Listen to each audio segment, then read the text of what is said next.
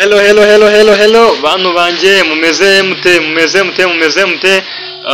njye ni fresh ko bitameze neza nawe niyihangane Imana irahari nkuko rero muri kubibona ubu twibereye mu ntara y'Iburasirazuba mu karere ka Ngoma ni umukino wahuje ikipe ya Bugesera FC na Etoile de Orest. Ni umukino wabaye rero kuri uno munsi uko wa gatandatu tariki 23 z'ukwezi kwa kane 2022.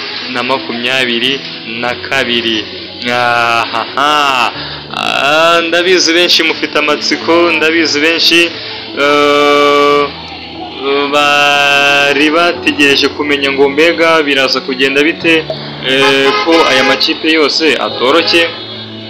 Ni amakipe akomeye, ni amakipe by'ukuri yose ahagaze neza, twese turabizi. Ni amakipe akunzwe, ni amakipe mu by'ukuri kandi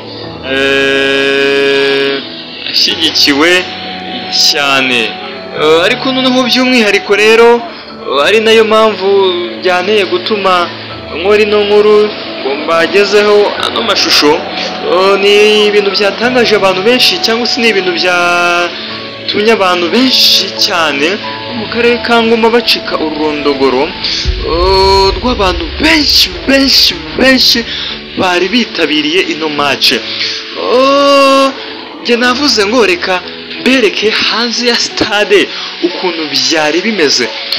Ushobora kuba utari kubibona neza, ariko nkanjye wari wibereye kuri tere, natangajwe cyane n'abantu bari hanze ya stade kuko bari benshi cyane sinzi uko nabivuga.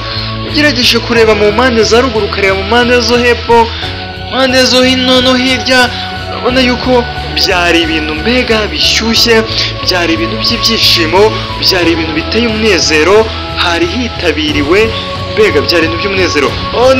Ariko ikipe ya Etoile ntabwo byaje kugendekera neza, kubera yuko mu gice cya mbere nibwo Bugesera FC yashyizemo igitego cya mbere, abafana ba Etoile bacika rondogoro, akundi nyene shenguka umutima. Ariko murabizi ko ibyo mu kibuga nuko nguko bimera, nakundi reka tuyihanganishe, wenda ubutaha bizagenda neza. Ariko ni match yari ikunzwe, yitabiriwe n'abana rwose bato, urubyiruko muri rusange, abamama, abapapa, abakecuru, abasaza. Byari ibintu byiza rwose, ubona yuko biteye rwose ubwuzu.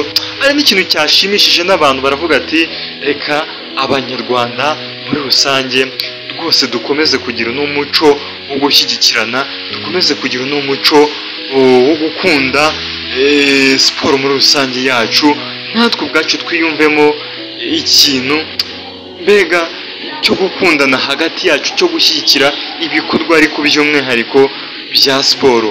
Mbega mu muhanda hose hari huzuye nk'uko nawe uri kubibona, hari abari buriye ibiti, bari buriye barebera hejuru, abandi muri stade mo imbere, abandi bagiye hejuru y'amazu, abandi buriye amagare, abandi bagiye hejuru y'amamodoka, abandi mbega byari ibintu byiza cyane, sinzi ukuntu nabikubwira.